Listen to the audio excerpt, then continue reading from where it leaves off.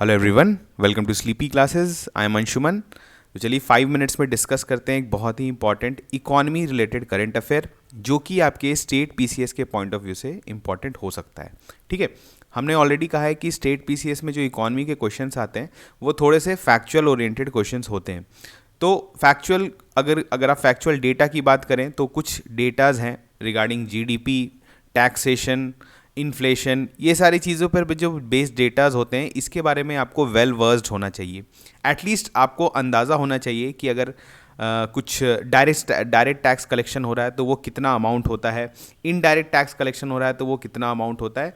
इन सारे अमाउंट्स को अगर आप एक बार देखेंगे तो अगर आपको क्वेश्चन आता है स्टेट पीसीएस में, आपको ऑप्शंस दिए हुए रहेंगे, 4 या 5 ऑप्शंस दिए हुए रहते हैं, तो आप नियर बाई उस ऑप्शन के पहुंच सकते हैं कि इतना अमाउंट होगा मेरा टैक्स रेवेन्यू। ठीक है, तो इस तरह का क्वेश्चंस क्योंकि आपने नहीं देखा होगा, अगर आप रिसेंट ईयर बीपीएससी में भी देखेंगे तो कभी कभी स्टेट स्पेसिफिक भी आपसे क्वेश्चन पूछ लिया जाता है कि स्टेट का बजट या स्टेट का टैक्स रेवेन्यू कितना है। लेकिन बहुत टाइम आपसे जो है नेशनल लेवल का भी टैक्स बजट, ठीक है, मतलब बजट कितना है, कितना अमाउंट है, या फिर टैक्स रेवेन्यू इस साल कितना रहा है, ये सारे चीज़ों पर जो है वो फोकस्ड क्वेश्चंस आते हैं।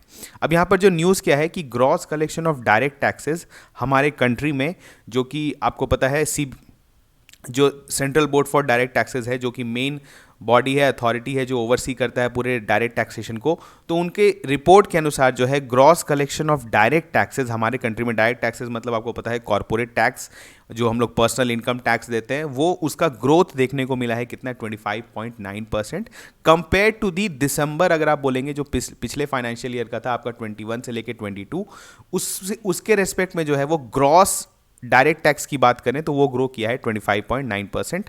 ठीक है, और करीबन कितना है, अब अगर आप देखेंगे तो 13 लाख करोड़ से, मतलब 13,63,649 करोड़ रुपीस जो है वो अभी तक जमा हो चुका है in the form of direct tax. और किस फाइनेंशियल ईयर की बात हो रही है, अभी जो 22-23 तक चल रहा है। ठीक है, अभी आपको पता है जब बजट आएगा तो उसमें जो है रिवाइज एस्टिमेट्स आता है कि 22-23 में एक्चुअली कितना पैसा आया है, तो उसको हम लोग फिर जब बजट का डिस्कशन करेंगे या फिर हमारे जो क्लासेस जो बीपीएससी का लेक्चर चल रहा है उसमें भी हमने जो हमारा बजट का लेक्चर आएगा उसमें हम लोग बहुत डिटेल में कवर करते हैं सारे ट्रेंड्स को।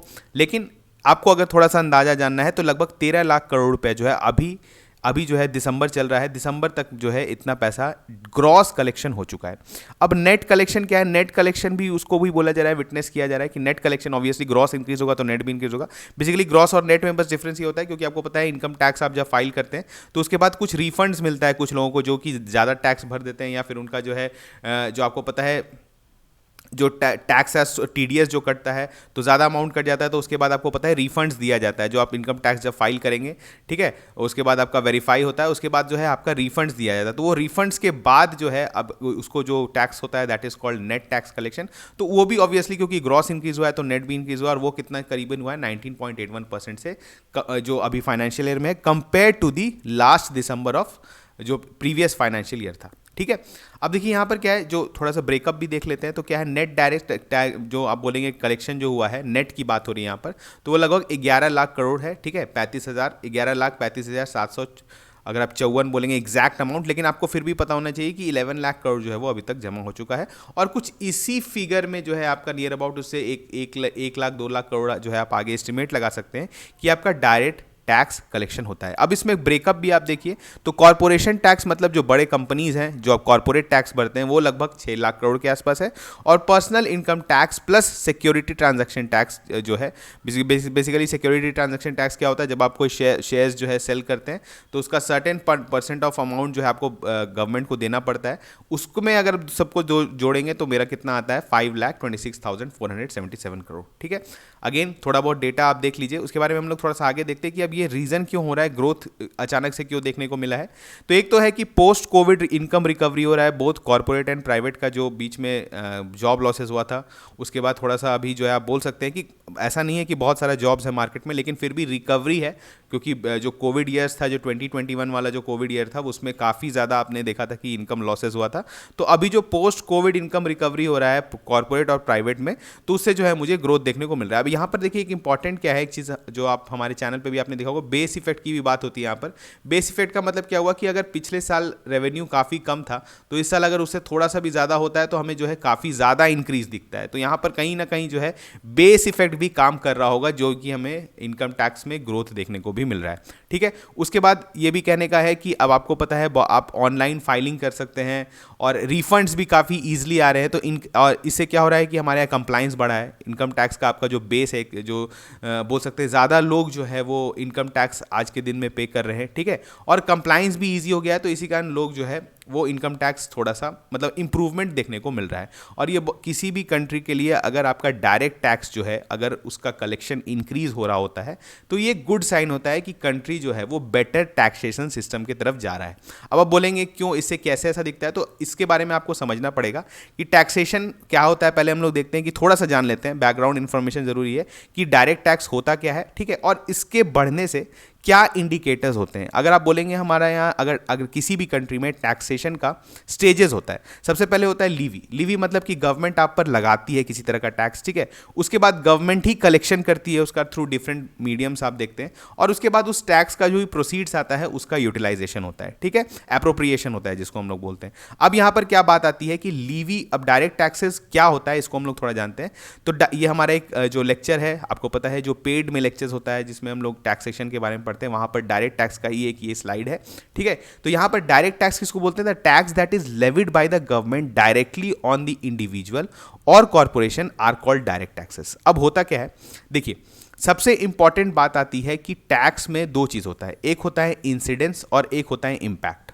अगर आप डायरेक्ट टैक्स की बात करें, जैसे आप सोचिए आप एक पर्सन है, आपको पर्सनल इनकम टैक्स देना पड़ता है, तो आप पे सेंट्रल गवर्नमेंट ने एक टैक्स लेवी किया जिसको हम लोग बोलते हैं इनकम टैक्स। इसको बोलते हैं आप पे लीवी लगा दिया गया।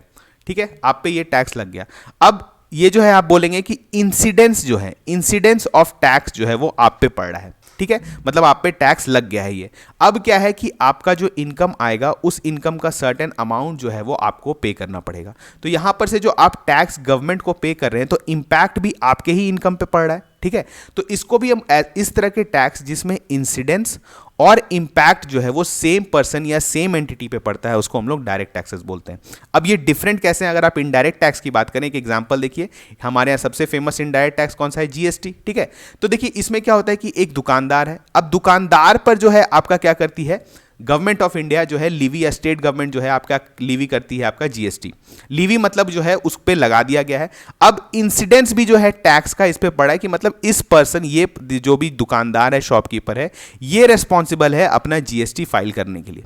ठीक है, लेकिन इंपैक्ट क्या पड़ रहा है? क्या इस दुकानदार पे इंपैक्ट पड़ता है?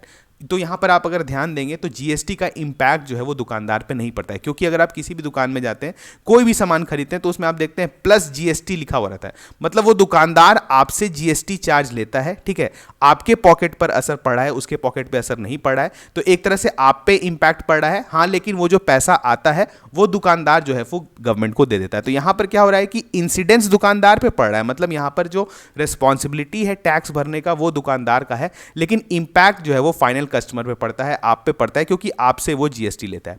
तो इस तरह का टैक्सेशन सिस्टम जहां पर आपको पता है कि इंसिडेंस किसी और पे पड़ रहा है और इंपैक्ट किसी और पे पड़ रहा है, उसको हम लोग बोलते हैं इनडायरेक्ट टैक्स। ये बहुत ही बेसिक डिफरेंशिएशन है between direct tax and indirect tax. तो ये चीज अब जैसे अब बोला जाता है ना कि इसको बोला जाता है कि they are progressive in nature. अब कुछ जो है हम लोग नेचर डिस्कस कर लेते हैं। तो प्रोग्रेसिव इन नेचर क्यों है? देखिए, अगर आप एक पर्सन है, आपका इनकम एक समय में 1000 रुपीज़ था। ठीक है, आपका प्रमोशन हुआ, आप जो है अब आप 1 लाख रुपए कमाने लग गए हैं। तो अब क्या हो रहा है कि जिसका अब ऑब्वियसली अगर आपका 1 लाख रुपए कमा रहे हैं तो आपका सर्टेन परसेंटेज जो है अमाउंट जो आप टैक्स भर रहे हैं वो बढ़ जाएगा। तो आपका इनकम जैसे जैसे बढ़ रहा है तो आपका टैक्स बढ़ रहा है। इसका मतलब क्या हो रहा है कि ऑब्वियसली क्योंकि आप कैपेबल हो रहे हैं, ज़्यादा पैसा आप जो है गवर्नमेंट को दे सकते हैं, तो जो लोग ज़्यादा पैसा दे सकते हैं गवर्नमेंट को, उनसे ही ये पैसा लिया जाता है। तो इस तरह के टैक्सेशन सिस्टम को हम लोग प्रोग्रेसिव बोलते हैं। वहीं अगर आप इनडायरेक्ट टैक्स की बात करें, रिग्रेसिव, इसको रिग्रेसिव बोला जाता है। अब रिग्रेसिव क्यों बोला जाता है? देखिए, अगर एक दुकान में एक सामान है, ठीक है, एक सामान जैसे फॉर एग्जांपल सोचिए 5 केजी का एक आटा का पैकेट आता है, तो उस पर सर्टेन जीएसटी लगता है, उस पर सर्टेन जीएसटी लगता है।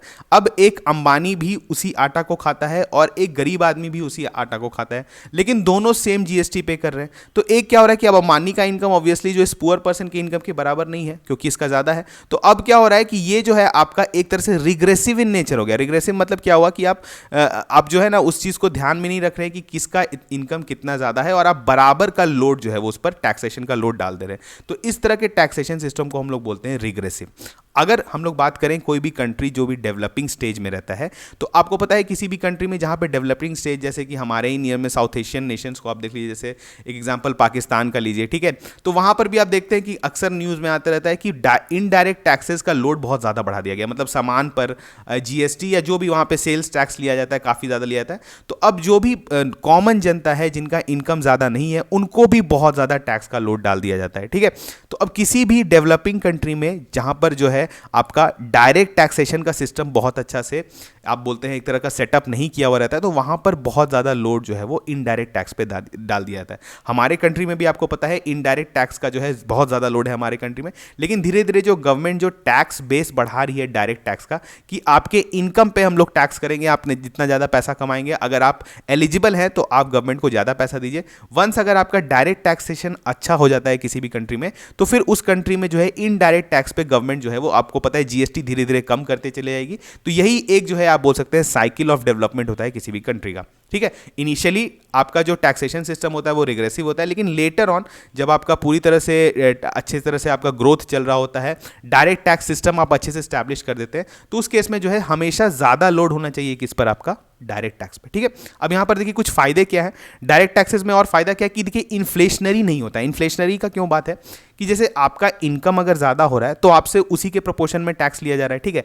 तो ऐसा है कि आप बोल सकते हैं कि आपके पास होता है ना कि डिस्पोजेबल इनकम जो है आपका उसी लिमिट उसी के हिसाब से आपका बढ़ता है, ठीक है। अब अगर आप यहां पर बात करें जैसे प्राइसेस की बात करें, अगर जीएसटी जो फॉर एग्जांपल आप बहुत ज़्यादा इंक्रीज कर दीजिए, ठीक है, तो जीएसटी अगर आप इंक्रीज कर देंगे तो ऑब्वियसली प्राइस बहुत ज़्यादा इंक्रीज हो जाएगा। अब प्राइस इंक्रीज होगा तो ऑब्वियसली क्या होगा कि आपकी इकोनॉमी में इन्फ्लेशन देखने को मिलेगा, ठीक है। प्राइस लेड इन्फ्लेशन जो होता है तो वो आपको देखने को मिलेगा। तो इसी कारण जो आपका डायरेक्ट टैक्सेस है इसको बोला जाता है कि ये इन्फ्लेशनरी नेचर नहीं होता, ये सही होता है, क्योंकि आपके जैसा जैसा आपका इनकम बढ़ता है उसी हिसाब से जो है आपका टैक्सेस बढ़ता है, ठीक है। और उसके बाद हमने देखा है कि it is levied on income, आपका जो है चाहे वो कॉर्पोरेट इनकम हो, आपका इंडिविजुअल इनकम हो, अब इनकम भी वो कहीं से भी हो सकता है, चाहे आपके वो रेंट से आ रहा हो, इंटरेस्ट से आ रहा हो, सब पे जो है वो आपका डायरेक्ट टैक्स लीवी होता है, ठीक है। तो एक बेसिक डिफरेंशिएशन था between direct tax and indirect taxes. इसके बारे में हम लोग जो हमारा लेक्चर्स है उसमें बहुत अच्छे से बताया हुआ है। अगर इसके अलावा आपको देखना है तो इकोनॉमी फॉर ऑल हमारा एक प्लेलिस्ट भी है, उसमें भी ये सारे चैप्टर्स जो है डिस्कस्ड हैं, तो आप वहाँ पर भी देख सकते हैं, ठीक है। तो चलिए मिलते हैं नेक्स्ट लेक्चर में, तब तक थैंक यू।